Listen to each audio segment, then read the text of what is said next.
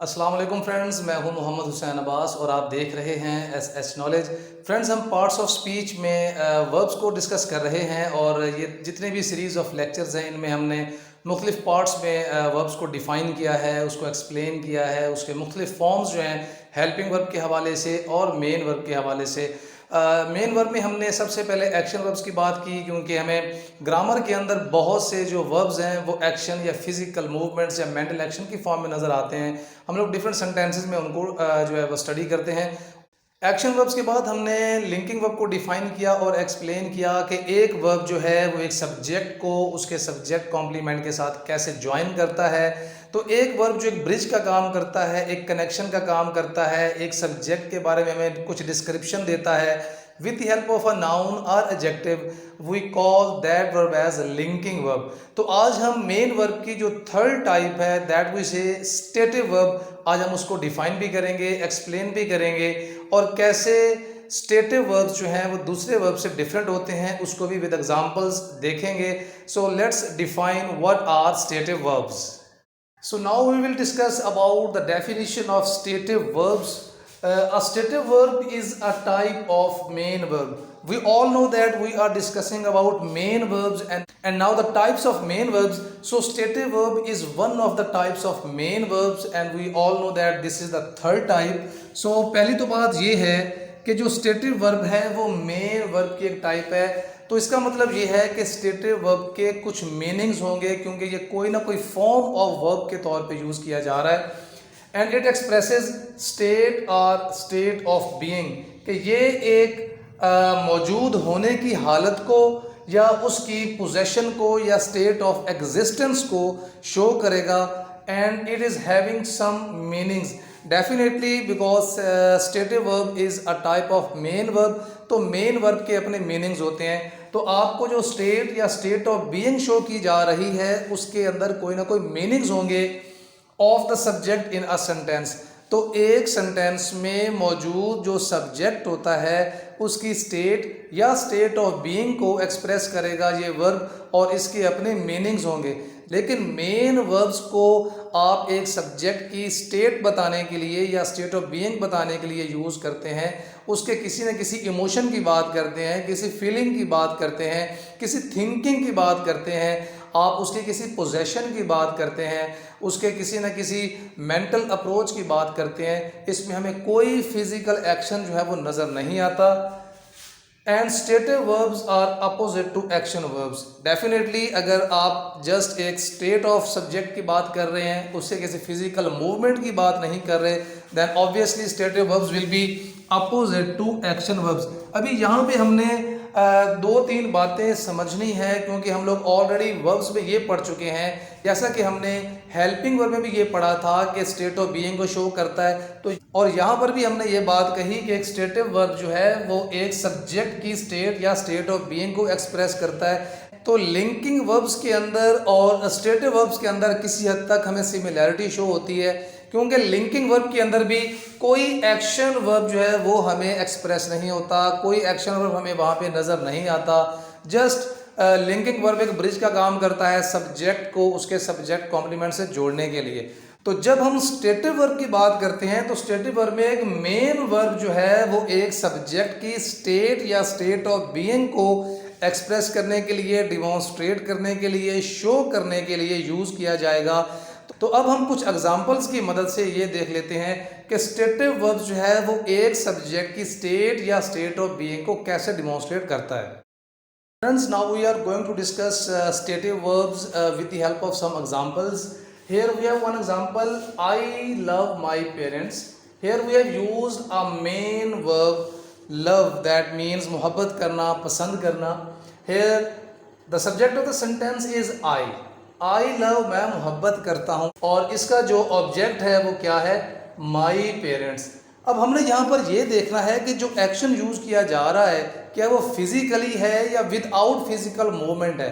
तो आप ये देख सकते हैं कि आपने यहाँ पर एक इमोशनल सेंस को यूज़ किया है, आपने यहाँ पे अपनी फीलिंग्स का इजहार किया है in the form of an action, a verb that is love. So we can say that in this sentence we have a emotional state of the subject. तो यहाँ पर आपने ये गौर से देखना है कि एक एक्शन जो है वो सब्जेक्ट ही परफॉर्म कर रहा है, लेकिन यहाँ पर आपको फिजिकली कोई मूवमेंट नज़र नहीं आ रही, फिजिकली कोई एक्शन नज़र नहीं आ रहा सब्जेक्ट का, लेकिन उसका एक्चुअल डूअर भी मौजूद है।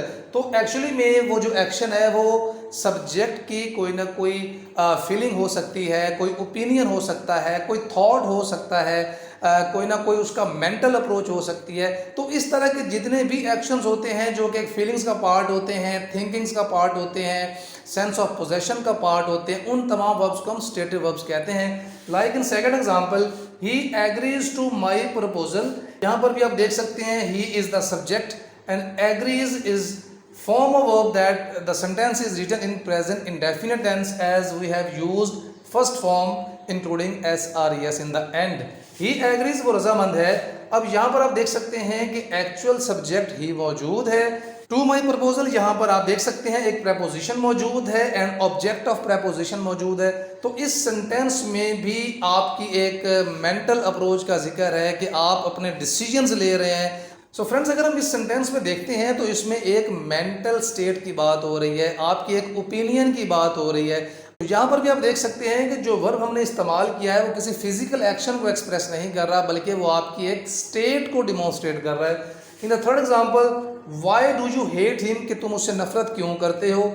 In this sentence, we have used why and then helping verb. So these are double interrogative sentences in which we can add an interrogative pronoun or interrogative adverbs to start a sentence. तो ऐसे तमाम sentences जिनका answer देने के लिए आपको explain करना पड़ता है, you can't answer them in yes or no form, उन तमाम sentences को हम double interrogative sentences भी बोलते हैं, और we can say these are compound interrogative sentences. अब डू का इस्तेमाल हम करते हैं प्रेजेंट इंडेफिनिट टेंस में, डू और डज, और उसके बाद हम वर्ब की फर्स्ट फॉर्म यूज करते हैं लाइक इन दिस सेंटेंस। अब यहाँ पर भी आप देख सकते हैं हमने जो फॉर्म ऑफ वर्ब इस्तेमाल की है that is expressing a state of subject you.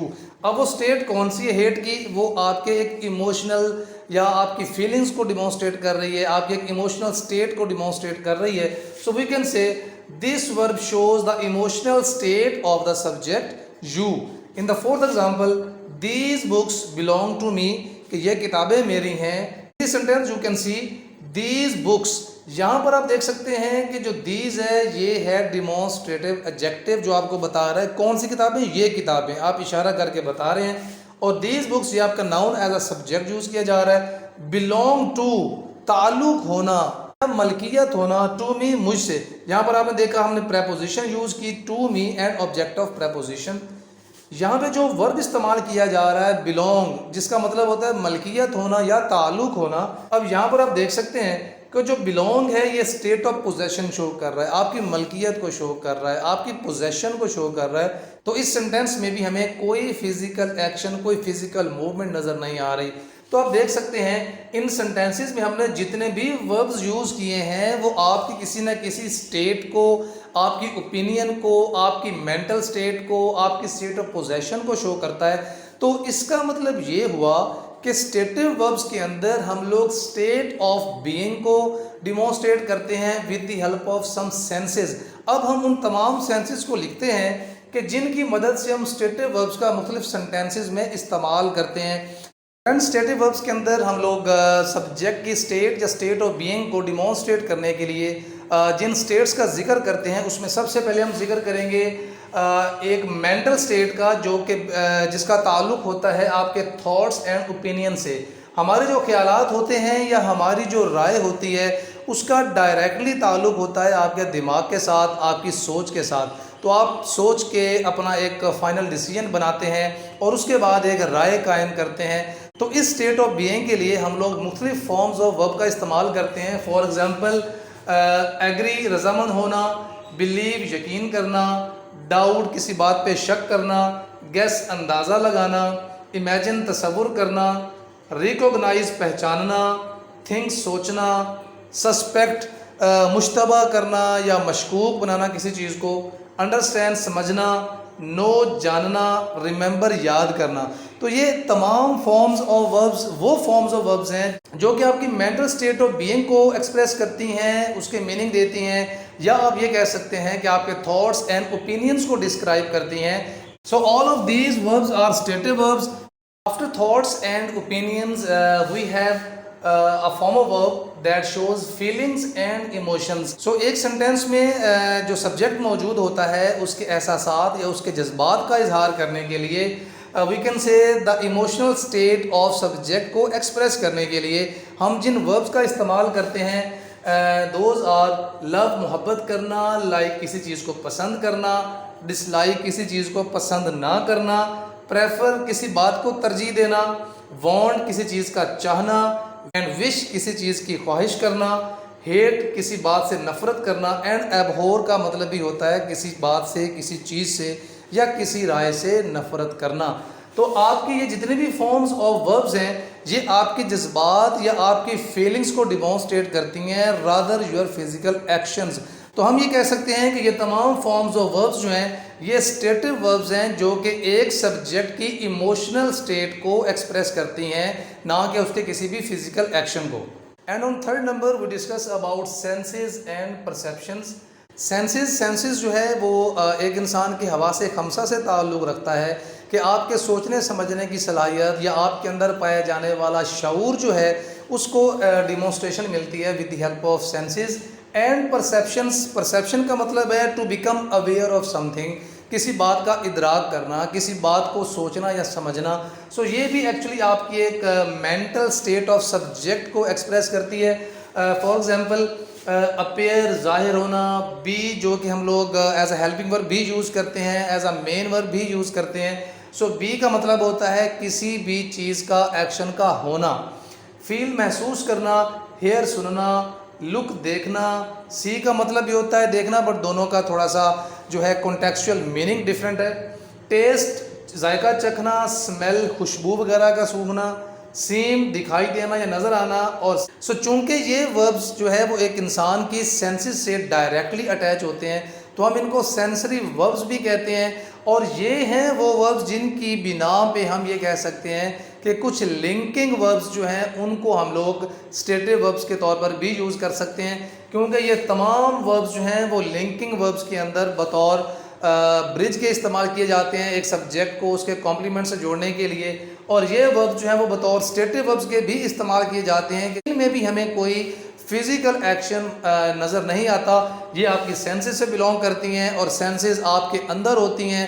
आपका किसी भी एक्शन के बारे में, किसी भी ऑब्जेक्ट के बारे में जो इदराक होता है वो आपकी सेंसेस की मदद से होता है। And on fourth number we discuss about possessions and measurements. कि किसी भी ऑब्जेक्ट से आपकी पोजेशन शो करने के लिए, आपकी मलकियत को शो करने के लिए या कुछ कैलकुलेशंस या मेजरमेंट्स के लिए भी हम लोग कुछ वर्ब्स का इस्तेमाल करते हैं। और उन तमाम वर्ब्स में हम कोई भी फिज़िकल एक्शन एक्सप्रेस नहीं करते, तो उन तमाम सेंटेंसेस में जो वर्ब्स इस्तेमाल होते हैं उन तमाम वर्ब्स को हम लोग स्टेटिव वर्ब्स कहते हैं। फॉर एग्जांपल बिलोंग का मतलब है ताल्लुक़ होना या किसी इंसान की या किसी नाउन की मलकियत में होना। सो हैव को भी हम लोग पोजेशन के मीनिंग्स में लेके जाते हैं, किसी चीज़ को अपनी मलकियत में लेना या किसी चीज़ से अपना ताल्लुक़ शो करना। उसके बाद मैयर, पैमाइश करना, तो किसी भी चीज़ को मैयर करने के लिए with the help of some tools हम लोग वर्ब मैयर यूज़ करते हैं। उसके बाद ओन करना, अपना ताल्लुक़ शो करना कि ये चीज़ जो है वो मुझसे ताल्लुक़ रखती है, मेरी मलकियत में है। वो use the main verb own. And then possess का मतलब भी मलकियत से है, ताल्लुक़ से है। तो एंड वे वज़न करना। सो मेजरमेंट्स एंड पोजेशंस के लिए हम लोग जिन वर्ब्स का इस्तेमाल करते हैं दे आर स्टेटिव वर्ब्स और इनके अंदर कोई भी फिजिकल एक्शन शो नहीं होता। सो ये हमारे पास 4 डिफरेंट टाइप ऑफ सेंसेस हैं, 4 डिफरेंट टाइप ऑफ रिलेशनशिप्स हैं जिनमें हम सब्जेक्ट की स्टेट या स्टेट ऑफ बीइंग को डिमॉन्स्ट्रेट करते हैं। लेकिन इसमें आपने ये बात देखनी है कि इन वर्ब्स के बाद कोई एडजेक्टिव इस्तेमाल किया जा रहा है या नाउन इस्तेमाल किया जा रहा है तो ये वर्ब्स एक ब्रिज का काम नहीं कर रहे जैसे हमने लिंकिंग वर्ब्स में पढ़ा था, बल्कि जो ये वाले वर्ब्स हैं ये एक सब्जेक्ट की उस स्टेट को, चाहे वो मेंटल हो, चाहे वो पोजेशन के हवाले से हो, चाहे वो फीलिंग्स के हवाले से हो, जस्ट उनको एक्सप्रेस करते हैं। Friends, after discussing all the senses belong to subject in different sentences having stative verbs, now we will differentiate how stative verbs, action verbs and linking verbs are comparable with each other so that we can understand every sentence having different type of form of verbs. We all know that these 3 type of verbs are main verbs. So first of all we have a sentence, I think it is a good decision, कि मुझे लगता है कि ये एक अच्छा फैसला है। नाउ जो थिंक है यहाँ पे ये कोई फिजिकल मूवमेंट की फॉर्म में नज़र नहीं आ रहा, बल्कि ये एक मेंटल सेंस को शो कर रहा है ऑफ द सब्जेक्ट आई। तो यहाँ पर आपको एक ओपिनियन या एक डिसीजन या एक mental state of subject I जो है वो एक्सप्रेस की जा रही है। जबकि हम इसी फॉर्म ऑफ वर्ब को अगर एक्शन की फॉर्म में यूज़ करें, I am thinking about a project, कि मैं एक मंसूबे के बारे में सोच रहा हूँ, तो यहाँ पर जो उसके थॉट्स हैं सब्जेक्ट के, जो कि यहाँ पे आई है, उसके जो थॉट्स हैं वो प्रोसेसिंग में हैं, वो एक्टिवली प्रोसेस कर रहा है उस प्रोजेक्ट के बारे में। तो यहाँ पर एक एक्शन ऑफ सब्जेक्ट नज़र आ रहा है कि वो उस मंसूबे के बारे में सोच रहा है। तो यहाँ पे एक एक्टिवली पार्टिसिपेशन नज़र आ रही है उस सब्जेक्ट की। So in this sentence thinking is an action verb. In the second sentence, do you see any defect in this machine, कि क्या आपको इस मशीन में कोई नक्स या कोई प्रॉब्लम जो है वो नज़र आता है। अब यहाँ पे जो सी है वो आपके एक ओपिनियन को, आपके एक मेंटल स्टेट को शो कर रहा है कि क्या आपको ऐसा लगता है, आपको ऐसा नज़र आता है। तो यहाँ पर कोई भी फिजिकल मूवमेंट नज़र नहीं आ रही। जबकि हम एक्शन वर्ब्स की बात करते हैं, we shall see you tomorrow, कि हम कल आपसे मिलें। अब इसका मतलब ये नहीं है कि हम कल आपको देखेंगे। तो अब मिलना जो है वो एक एक्टिव एक्शन है ऑफ सब्जेक्ट वी। सो हम ये कह सकते हैं कि in this sentence see is used as an action verb of the subject we, कि कल मिलना जो है, टू मीट, टू सी, वो एक एक्शन है। तो यहाँ पे सी बतौर एक्शन वर्ब के यूज़ किया गया है। On the third sentence, this coffee test delicious, कि इस कॉफ़ी का जो जायका है वो बहुत मज़ेदार है। तो यहाँ पर भी आप देख सकते हैं कि हमने जिस फॉर्म ऑफ का इस्तेमाल किया है वो एक नाउन के तौर की परसेप्शन के तौर पे आ रहा है, एक ओपिनियन के तौर पे आ रहा है कि and you have made your perception, कि जो कॉफ़ी है वो उसका जो टेस्ट है, उसका जो जायका है वो कैसा है, डिलीशियस है। तो यहाँ पर जो टेस्ट है वो एक सेंसरी वर्ब के यूज़ किया गया है। तो सेंसरी वर्ब्स को हम लिंकिंग वर्ब में भी यूज़ करते हैं। तो अगर टेस्ट को अब हम एक्शन वर्ब की फॉर्म में यूज़ करते हैं, ही टेस्टेड द सूप, कि उसने सूप को टेस्ट किया या सूप का जायका चखा। तो यहाँ पर टेस्ट करना सब्जेक्ट का एक्चुअल एक्शन है, एक्चुअल एक प्रोसेस की बात हो रही है।